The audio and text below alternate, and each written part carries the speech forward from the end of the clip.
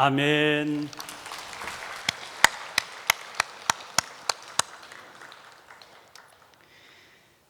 호산나 찬양대의 귀한 찬양 하나님께서 기뻐 받으셨을 줄로 믿습니다.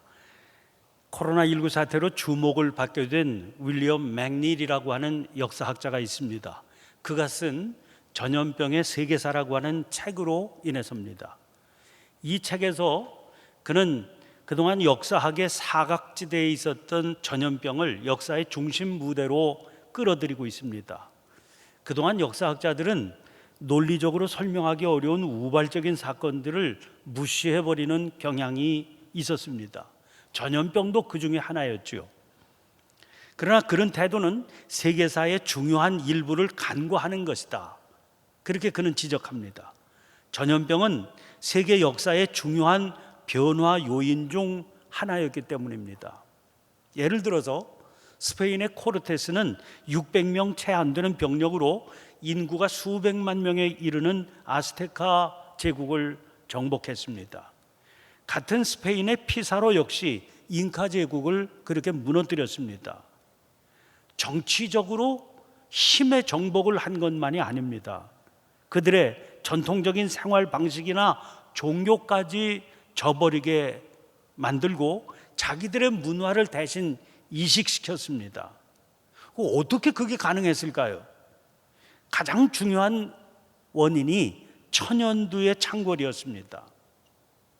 이미 면역력을 지니고 있었던 유럽인들과 다르게 아무런 면역력을 가지고 있지 못했던 아메리카 원주민들은 발병 초기 약 4개월 동안 전체 인구의 25% 내지 30%가량 사망한 것으로 보입니다.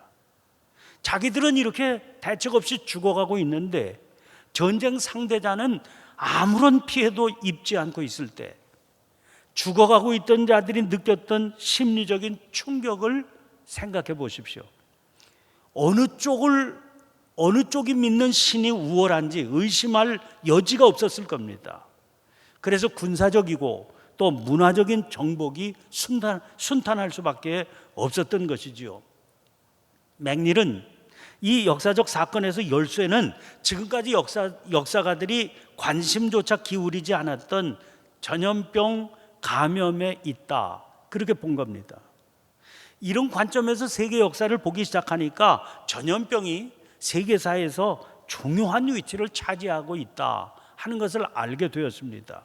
예를 들면 전염병으로 인해서 교역의 확대, 생활 환경과 생태계의 변화, 정치, 경제적인 균형, 인구 동태, 이런 인간 사회 전반적인 면에 영향을 주는 그런 역사적인 현상이 있더라는 겁니다.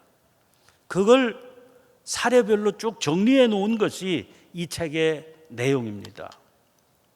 이번 코로나19 사태도 역사적으로 큰 영향을 주는 사건임에 틀림이 없습니다. 그런데 많은 학자들은 이 사태를 초래한 근원적인 원인에 눈을 돌리고 있습니다. 2007년 노벨 평화상은 미국의 전 부통령 엘 고어와 IPCC 기후 변화에 관한 정부 간 패널이라고 하는 단체가 공동으로 수상을 했습니다. 이 기관의 수상에 결정적인 기여를 한 인물이 지금은 고인이 된 폴 앱스타인 박사입니다. 그의 책 기후가 사람을 공격한다, 이 책은 2011년에 출간된 책이지만 그 책에 이미 그 원인이 밝혀져 있습니다. 그 원인이 기후변화, 즉 지구온난화입니다. 오늘 여러분들이 예배에 참석하시기 위해서 예배당 들어오시면서 발열 체크하셨죠?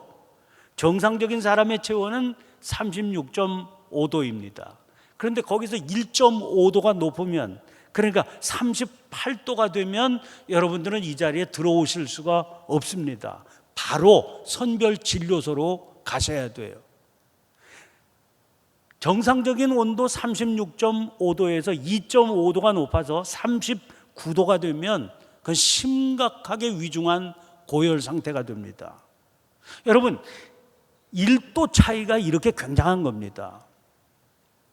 모기나 해충의 세계에서는 0.1도만 달라져도 엄청난 변화가 나타납니다. 그 정도 변화만으로도 모기가 좀 더 많아지는 게 아니라 박멸할 수 없는 수준으로 많아질 수 있다는 겁니다. 소두증을 유발하는 지카 바이러스는 모기를 통해 전파되거든요. 워낙은 이 병이 아프리카 그리고 동남아의 풍토병입니다. 그런데 모기가 너무나 많아져서 지구가 더워지는 바람에 박멸할 수 없을 정도로 많아져서 남미 지역에까지 전파되니까 큰 고통을 안겨주게 된 겁니다. 그런 경우들이 수도 없이 많습니다. 기후변화가 원인이 되어서 일어나게 되는 게 심각한 가뭄이거든요. 2003년 아프리카에 심각한 가뭄이 찾아왔습니다. 아랍계 유목민들이 자기들의 거주지를 떠나서 마실 물을 찾아서 아프리카계 농부들이 사는 거주지로 들어가려고 하게 됐습니다. 농부들은 당연히 필사적으로 그들의 유입을 막으려고 했겠지요. 들어가려고 하는 종족과 막으려고 하는 종족 사이에 심각한 갈등이 벌어지게 된 것은 당연한 일이었습니다. 그게 수단에서 일어난 끔찍한 인종 청소입니다. 2010년 러시아에 찾아온 가뭄으로 흉년이 들자 곡물 가격이 급등했습니다. 그 결과로 중동과 북아프리카 아랍 국가들의 반정부 시위가 연이어 일어났습니다. 그 여파가 지구촌의 골칫거리 시리아 내전입니다. 수많은 난민이 생겼습니다. 그 난민 받아들이는 일로 유럽의 여러 나라들이 골치를 앓게 되었고 결국은 영국의 브렉시트 사태로 이어지면서 유럽 연합이 흔들리게 된 것입니다. 2014년 서아프리카에 지독한 가뭄이 찾아왔습니다. 주민들은 먹을 게 없어서 야생동물을 사냥해 먹어야 했습니다. 그 결과 야생동물 안에 기생하고 있던 바이러스가 인간에게 옮겨왔습니다. 이게 에볼라 바이러스입니다. 이 바이러스 감염으로 무려 10,000명 이상이 죽어갔습니다. 2016년 시베리아 지역에서는 그동안 사라진 줄 알았던 탄저병이 75년 만에 발병했습니다. 이게 웬일인가 알고 보니까 탄저병으로 죽었던 술록의 시체가 얼음 속에서 썩지 않고 있었는데 지구온난화로 얼음이 녹으면서 그 탄저균 포자가 퍼지게 된 겁니다. 지난달 25일 날 미국 미네소타 미니애폴리스에서 조지 플로이드라고 하는 아프리카계 미국인이 위조 지폐 사용 혐의로 체포되었습니다. 그런데 경찰관 데릭 쇼비는 그를 체포한 그를 땅에 쓰러뜨린 후에 무릎으로 목을 눌렀습니다. 숨을 쉴 수 없다고 수없이 호소했지만 들은 척도 하지 않았습니다. 8분 46초 결국 조지 플로이드는 숨을 쉬지 못하고 질식사했습니다. 그 일로 전국적으로 시위가 일어났습니다. 가뜩이나 코로나 바이러스로 어려웠던 미국은 혼란에 빠졌습니다. 재선을 노리는 트럼프 대통령은 심각한 위기를 만나게 되었습니다. 그런데 숨을 쉴 수 없다 그렇게 호소하는 게 어디 미국만의 일이겠습니까? 때이른 더위가 찾아왔지만 마스크를 벗을 수가 없습니다. 그래도 학교는 다녀야 되지요. 방역 당국의 염려 속에서도 하는 수 없이 학교 문을 열었습니다. 그러나 우리 어린 자녀들은 하루 종일 마스크를 쓰고 친구들과 떨어져 앉아 공부를 해야 됩니다. 그 아이들의 고통을 뻔히 알면서도 마스크 쓰라고 독려해야 하는 선생님들의 심적 고충이 얼마나 크시겠습니까? 숨을 쉴 수 없는 것은 꼭 마스크 때문만도 아닙니다. 우리나라는 지금 연이은 아동학대 문제로 사회가 공분하고 있습니다. 지난 1일 날 천안의 한 공동주택에서 9살짜리 남자 어린아이가 여행 가방에 7시간 갇혀 있다가 심정지로 사망했습니다. 아이를 죽음에 이르게 한 것은 그의 계모입니다. 그는 아이가 게임기를 고장낸 것에 대해서 거짓말을 해서 훈육 차원에서 그렇게 한 것이다. 이유를 설명했습니다. 조사 과정에서 밝혀진 바에 따르면 처음에는 가로 50cm, 세로 70cm 정도의 크기의 가방이었다고 그랬습니다. 거기에 갇힌 소년이 가방 안에서 소변을 보니까 다시 가로 44cm, 세로 60cm 크기의 가방에 들어가게 했습니다. 갇힌 아이는 음식물은커녕 물도 마시지 못했습니다. 이 가방 안에서 아이가 숨은 제대로 쉬었겠습니까? 며칠 뒤인 지난 11일 경남 창녕에서는 같은 나이의 여자아이가 길에서 발견됐습니다. 이 아이는 4층짜리 자기 집 베란다를 빠져나와서 지붕을 넘어 옆집으로 탈출해서 자유의 몸이 된 겁니다. 발견된 아이는 온몸에 학대받은 상처가 가득했다는 겁니다. 그 아이가 받았던 학대 사실은 너무나 끔찍하고 가슴이 아파서 보도된 내용을 옮길 수도 없습니다. 아이는 집에서 가족들과 함께 있을 때는 숨조차 쉬기 어려웠을 겁니다. 기사 내용만으로도 눈물이 쏟아져요.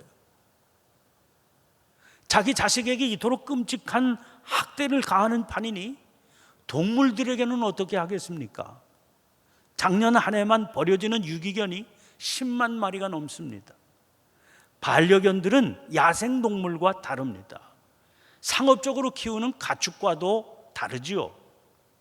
인간의 필요와 요구가 있어서 태어난 생명들이고 가족처럼 데려다 키우던 동물들입니다. 그런데 무슨 이유 때문인지는 모르겠지만 대책 없이 버린 거죠. 그렇게 키우다가 버리면 유기견이 되는 겁니다. 가끔 버림받는 동물들 동영상이 돌아다니기도 합니다. 아무리 짐승이라고 그래도 그 모습이 애처롭기 짝이 없습니다.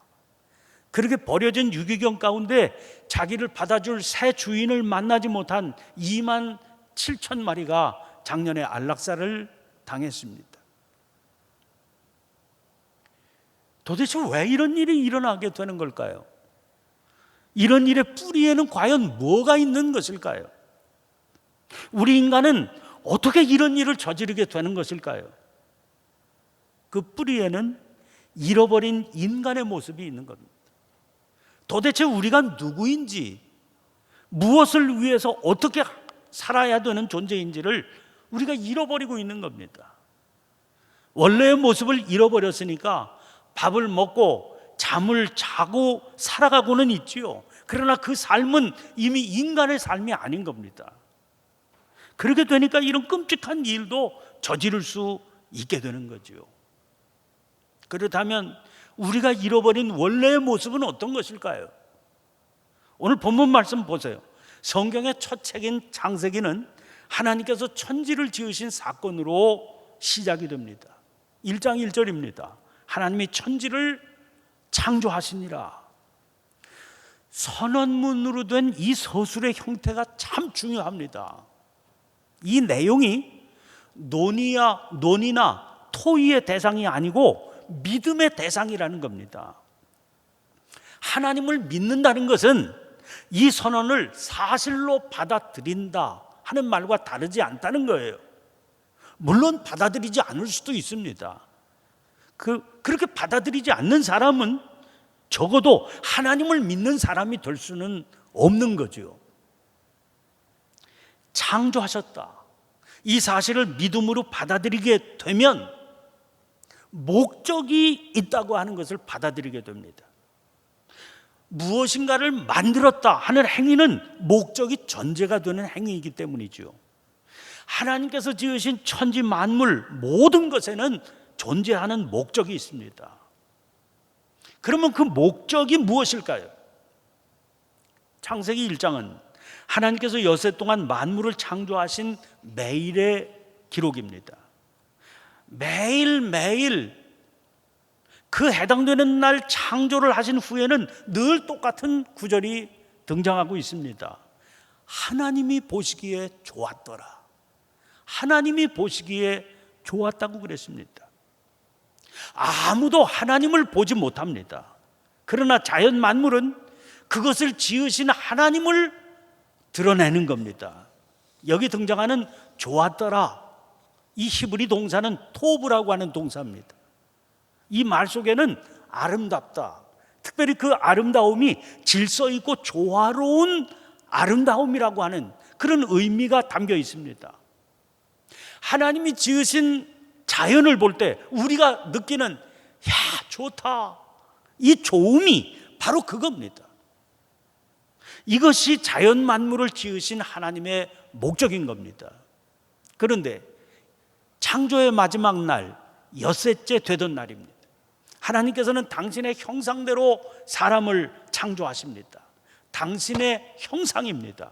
그러므로 단순히 당신의 좋으심을 드러내는 그런 수준이 아닙니다. 사람을 통해서 당신을 구체적으로 드러내는 거지요. 당신이 하신 일을 그에게 맡기기 위한 창조인 겁니다. 오늘 본문 28절입니다. 하나님이 그들에게 복을 주시며 하나님이 그들에게 이르시되 생육하고 번성하여 땅에 충만하라, 땅을 정복하라, 바다의 물고기와 하늘의 새와 땅에 움직이는 모든 생물을 다스리라 하시니라. 여기에서 하나님께서 사람에게 주신 사명이 바로 다스림입니다. 그러므로 생육하고 번성하는 일, 땅을 정복하는 일은 다 자기 자신을 위해서 하는 게 아닙니다. 하나님께서 맡기신 사명, 잘 다스리기 위한 겁니다.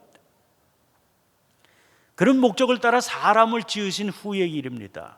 맨 마지막이 엿새째 날은 이렇게 끝납니다. 31절입니다. 하나님이 지으신 그 모든 것을 보시니 보시기에 심히 좋았더라. 저녁이 되고 아침이 되니 이는 여섯째 날이니라. 이번에는 그냥 좋았더라 그러지 않고 심히 좋았더라 그랬습니다. 그러니까 여기에만 엿새 날에만 심이라고 하는 단어가 붙어 있는 겁니다. 좋다는 건 아까 조화로운 아름다움을 말씀한다고 그랬습니다. 거기 심이가 붙었습니다. 그러니 그건 어떤 것일까요? 완벽한 조화로 이루어진 아름다움입니다. 하나님은 만족하십니다.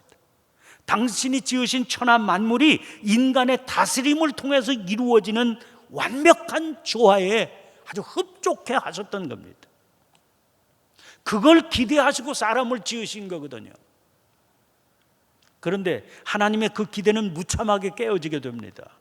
첫 번째 사람 아담과 하와는 사명보다 자기의 탐욕을 앞세웠습니다. 이 욕망을 붙들고 집요하게 자기를 흔들어대는 뱀의 유혹 앞에 무너지고 말았습니다. 먹지 말라 하신 선악을 알게 하는 나무를 먹었습니다.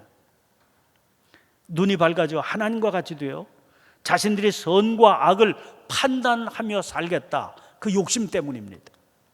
그 뒤로 사람은 하나님과 같이 되려고 하는 욕망에서 벗어나지 못했습니다. 하나님의 뜻이 아니라 자기의 뜻을 앞세우려고 그랬습니다. 자기의 이기적인 욕망을 따라 살기 위해서 사명은 뒷전에 두었습니다. 그러다 보니까 만물이 그로 말미암아 행복해질 수가 없었습니다. 행복이 다 뭡니까? 조화 있게 살아가던 자연이 사람의 손만 닿게 되면, 사람의 발길이 들어가기만 하면 질서가 깨지고 조화는 무너집니다. 아름다움이 아니라 추악하고 살벌한 욕망의 터전이 되고 말았습니다. 지금 지구를 존폐의 위기로 몰아넣고 있는 지구온난화의 원인이 뭡니까? 배출가스 때문입니다. 이것에 대한 경고는 지난 30년 동안 그치지 않고 계속되어 왔습니다. 그러나 한 번도 줄어든 적이 없습니다. 그 결과 경제는 팽창을 거듭했습니다. 부는 쉬지 않고 축적되어 왔습니다. 그로 인해서 과잉 생산, 과잉 소비가 이루어졌습니다. 그런데도 사람들은 계속해서 성장만 생각합니다. 더 성장해야만 우리가 당면한 이 문제를 해결할 수 있다, 그런 논리입니다. 그런데 정말 그런 겁니까? 생산된 식량의 3분의 1이 쓰레기로 버려져서 환경오염의 주범이 되고 있습니다. 여러분, 쓰레기라고 하는 것이 그 자체가 과잉의 상징 아닙니까? 10억 명의 사람이 굶주림에 시달리는데 15억 명의 사람이 다른 편에서 비만으로 고통당하고 있는 세상입니다. 대규모 성장이 계속된다고 그래도 여러분, 빈부격차가 해소되지 않으면 대부분의 사람은 이 결핍 상태를 벗어날 수가 없습니다. 그러니까 결핍은 성장이 부족하기 때문이 아니라 아끼고 나누지 않아서 일어나는 현상인 겁니다. 더 많은 걸 누리고 더 많은 걸 쌓으며 더 편안한 삶을 내가 살겠다, 그 욕망을 포기하지 않는 한 이 순환의 고리는 끊어지지 않게 될 겁니다. 복음이란 잃어버린 원래의 모습으로 회복되었다는 소식입니다. 선교는 이 소식을 전하는 행위입니다. 복음은 주 예수 그리스도의 오심으로 시작됩니다. 요한은 그리스도께서 사람의 몸을 입고 이 땅에 오신 이유를 이렇게 설명하고 있습니다. 요한복음 3장 16절 17절입니다. 하나님이 세상을 이처럼 사랑하사 독생자를 주셨으니 이는 그를 믿는 자마다 멸망하지 않고 영생을 얻게 하려 하심이라. 하나님이 그 아들을 세상에 보내신 것은 세상을 심판하려 하심이 아니요 그로 말미암아 세상이 구원을 받게 하려 하심이라. 독생자 예수님께서 이 땅에 오신 이유를 뭐라고 그랬습니까? 하나님의 사랑이라고 그랬습니다. 그 사랑 때문에 세상이 멸망에 이르지 않고 구원을 받게 하려고 당신의 독생자를 보내셨다는 겁니다. 그런데 이 말씀 주목해 보셔야 됩니다. 사람을 사랑하셨다 그러지 않고 세상을 사랑하셨다 그러지 않습니까? 하나님의 사랑은 사람에게만 국한된 게 아닙니다. 하나님은 온 세상을 향하십니다. 그러므로 구원도 사람만 대상으로 하는 게 아닙니다. 온 세상을 대상으로 합니다. 로마서 8장 19절부터 22절 말씀입니다. 피조물이 고대하는 바는 하나님의 아들들이 나타나는 것이니 피조물이 허무한데 굴복하는 것은 자기 뜻이 아니요 오직 굴복하게 하시는 이로 말미암음이라. 그 바라는 것은 피조물도 썩어짐의 종노릇한 데서 해방되어 하나님의 자녀들의 영광의 자유에 이르는 것이니라. 피조물이 다 이제까지 함께 탄식하며 함께 고통을 겪고 있는 것을 우리가 아느니라. 이해를 돕기 위해 새번역 성경으로 이 부분을 보면 이렇게 되어 있습니다. 피조물은 하나님의 자녀들이 나타나기를 간절히 기다리고 있습니다. 피조물이 허무에 굴복했지만 그것은 자의로 그렇게 한 것이 아니라 굴복하게 하신 그분이 그렇게 하신 것입니다. 그러나 소망은 남아 있습니다. 그것은 곧 피조물도 썩어짐의 종살이에서 해방되어서 하나님의 자녀가 누릴 영광된 자유를 얻으리라는 것입니다. 모든 피조물이 이제까지 함께 신음하며 함께 해산의 고통을 겪고 있다는 것을 우리는 압니다. 사람의 진정한 구원은 만물의 구원으로 완성이 됩니다. 모든 피조물이 보시기에 좋았던 그 상태로 돌아가지 않는다면 우리의 구원은 아직 멀리 있다고 하는 것을 알아야 되는 겁니다. 지난 6월 5일이 세계 환경의 날이었습니다. 1972년 6월 5일 스웨덴 스톡홀름에서 지구 환경 문제를 논의하기 위한 첫 번째 세계 회의인 UN 인간 환경 회의라고 하는 게 열렸습니다. 주제가 오직 하나뿐인 지구였습니다. 이 회의에 세계 113개국의 대표가 참가해서 환경 파괴로 인한 기후 변화와 생태계 파괴의 심각성을 경고하고 여기에 대한 대책을 논의했습니다. 같은 해 제27차 UN 총회에서 이 회의가 열렸던 6월 5일을 세계 환경의 날로 지정하기로 결정했습니다. 우리나라에서는 1996년부터 이 날을 환경의 날로 정하고 정부 차원에서 기념식을 하는 것을 비롯해서 각종 행사를 벌이고 있습니다.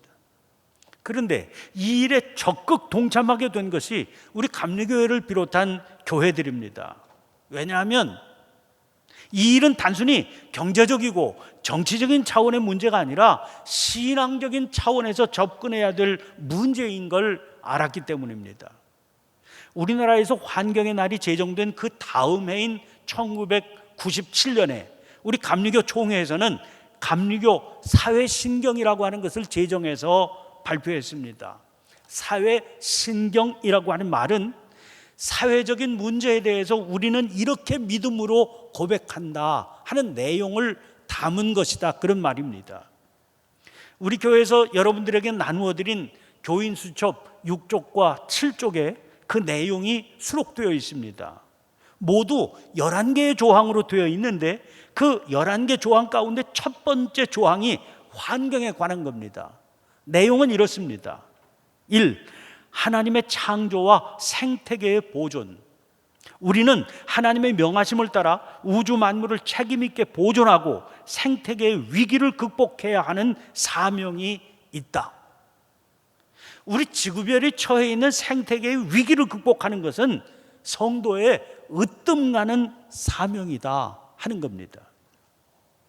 사랑하는 성도 여러분, 십자가에 흘리신 보배로운 피의 은혜로 새 생명을 얻게 된 우리들입니다. 그 은혜가 놀라워서 이 소식을 세상 모든 이들이 함께 알게 되기를 바라고 사모하는 마음이 우리에게 있는 겁니다. 죄짐에 눌려서 숨 못 쉬고 살아가는 이웃에게 복음을 전해서 숨을 쉴 수 있게 해주는 거, 그게 우리의 사명 아닙니까? 자식들이 다른 거로 잘 되는 소식을 듣는 것보다도 주님 은혜 가운데 사는 게 더 기쁘게 우리에게 다가오는 이유도 그런 마음 때문이지요. 교회도 이 사명을 감당하기 위한 공동체입니다. 그래서 다른 어떤 일보다 우선해서 이 일, 복음을 전하고 선교하는 이 일을 실천해야 되는 겁니다. 그런데 환경을 보존하고 회복하는 일이 그와 동일한 일이라는 거예요. 주님께서 이 일을 위해서 피 흘려 돌아가셨다는 겁니다. 그리고 이 일은 주님께서 우리에게 맡기신 사명이기도 하다는 겁니다. 전도지 돌리고요, 사람들을 주님 앞으로 인도하는 일, 이거 귀중한 선교적인 사명입니다. 그런데 쓰레기 줄이고 일회용품 사용 자제하고 에너지 절약하고 환경오염 방제하는 일에 앞장서서 숨막히는 이 세상이 숨을 쉴 수 있게 만들어주는 일이 똑같은 선교적인 사명을 실천하는 일입니다. 그래서 환경주일 이렇게 이름을 붙이지 않고 환경선교주일 이런 이름을 붙이게 된 겁니다. 이 일을 위해서 기도하며 하나님의 도우심을 구해야 됩니다.